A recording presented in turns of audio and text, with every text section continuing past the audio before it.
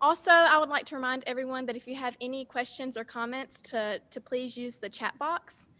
And now I would like to introduce our next speaker, Dr. Ed Barnes.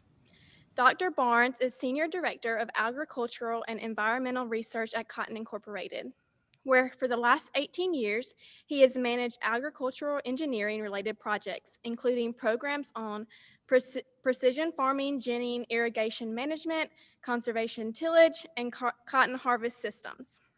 He has a degree from NC State University and a PhD in biosystems engineering from Oklahoma State University. Now I'll let Dr. Barnes share his presentation with us. Thank you. Hey, thank you very much. I do appreciate the opportunity to participate in this meeting.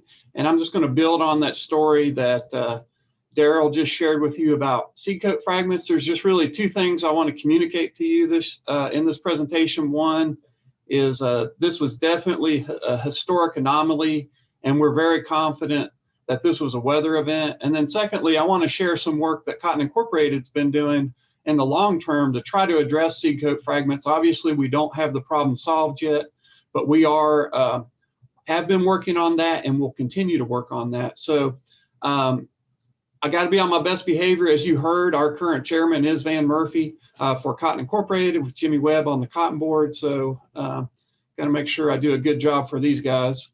So again, if you don't get anything else out of my presentation, I'm going to go through this really quick because I know you got a full agenda. This was a crazy year. I don't need to tell many of you that. It seemed like every time we turned around, there was a hurricane on the horizon. And so everything we're seeing really indicates this was due to just a crazy weather event. So don't go and roll the Macon classing office with toilet paper. Don't kick your ginner's dog. Don't yell at your seed rep. This was a weather problem, and I want to just show some real quick slides to reinforce that. You saw the slide on the right from Daryl, and the National Cotton Council helped put that together. On the left, this is just, I'm going to focus in on Sally. We know obviously there were some other hurricanes, but Sally in particular on the left, you see from National Weather Service, that area in yellow is over 10 inches of rain, all the way down to 4 or 5 inches, and that really set us off to a bad start. As we approached harvest. This hit landfall on September 16th. If we look where the USDA National Ag Service says we were at that point in the season, if we zoom in to the end of the year, this heavy line is the 2020 crop. You can see we were behind normal in Georgia, but when that hurricane hit, they're reporting about 60% of the bowls open, and by the time we got to the end of October, we were getting to all the bowls were open, and 80% by the end of September.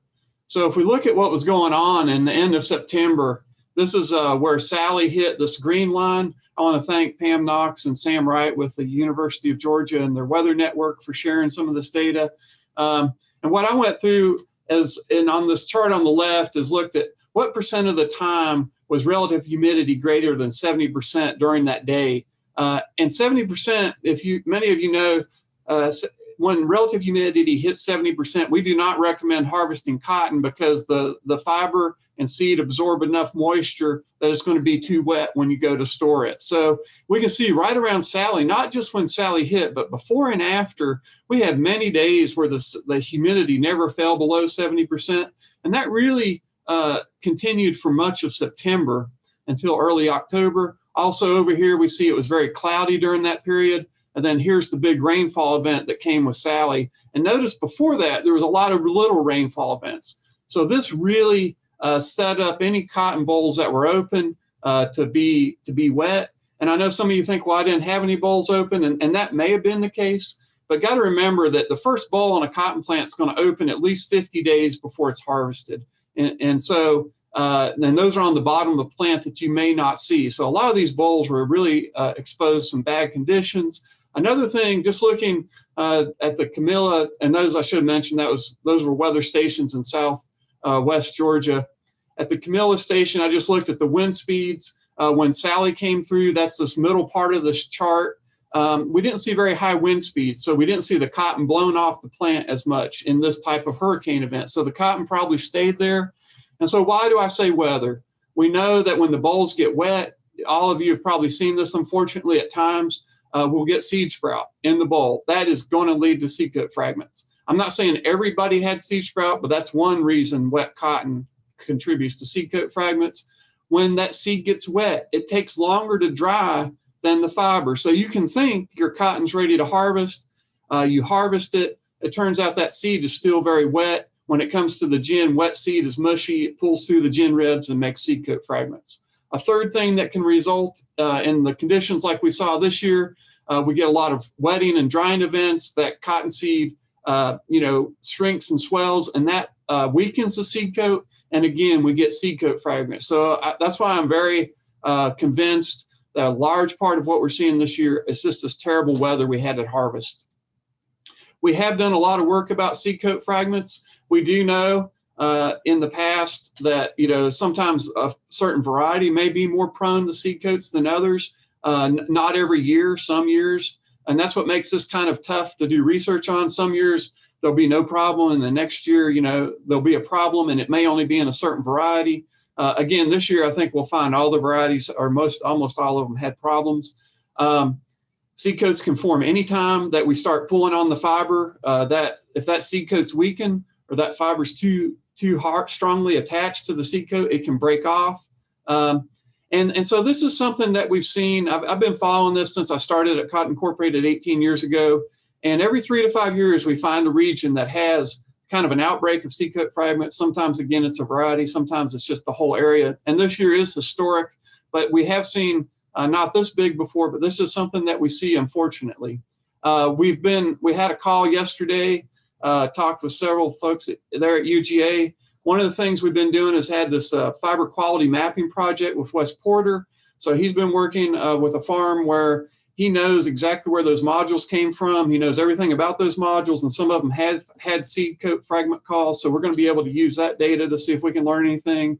Phil Roberts, who many of you know, took over for kind of the interim cotton specialist and has 20 variety trials across the state. That's going to be something. We were talking to him and Andy Knowlton with Southeastern Cotton Ginners about, what can we do when we gin these to make sure we learn as much. I don't think, and I think Phil agrees with me, again, we don't expect to see a big variety interaction. It'd be interesting to see if any variety doesn't have seed coat fragments. I have a feeling most of them will, but Phil pointed out they do have these variety trials in a lot of different regions. And so that might really help us better understand what environment really triggered this, so we can do some kind of, post-mortem analysis. Our fiber processing group did buy some bales that had seed coat fragment class. And I want to say to the classing office's defense, all 4 of those bales were classed as seed coat fragments, and they were not short. They delivered. There's some pictures of some that came out of that bale. We see on the bottom here a really big one that Daryl had mentioned, but then we saw a lot of these little small ones. And I got our analytical lab to put one of those under the microscope, and we can see that's probably the rounded cap of a cottonseed. So there is just a wide variety and sizes of seed coats in these bales, unfortunately. And I know we're short on time, so I'm just going to make the point that we have been and will continue to sponsor research on how we can help gins find better ways to remove seed coats. They're very difficult to remove. As Daryl said, they're a little piece of fiber is attached to that piece of seed coat. And so all our equipment in the gin and in the textile mill is designed to keep fibers in the process stream. So those little fibers tend to drag those seed coats along through the gin and through the textile mill. And so that's a problem. That's something we've been trying to work on. We've been working with the gin lab in Las Cruces. They've been looking at better lint cleaner bars. We've tried a lot of different things, and we're going to continue. We're making some progress. And so hopefully the next time this happens, it won't be as big an issue, but we still got some work to do. It really is a problem for the mill. I talked to Martin Schreiner, who's in our fiber processing lab. This is a worst case. Luckily, he said he's not seeing this with the Georgia bales this year. They're not creating any kind of stickiness, but they are, decreasing the efficiency because they have to remove those seed coats, and they can create some ends down in the yarn. So it really is a problem. And so with that, I'm really hoping for a better year this year. I know it's been a tough one in Georgia, and I want to thank you for the opportunity to participate in this meeting. Thanks.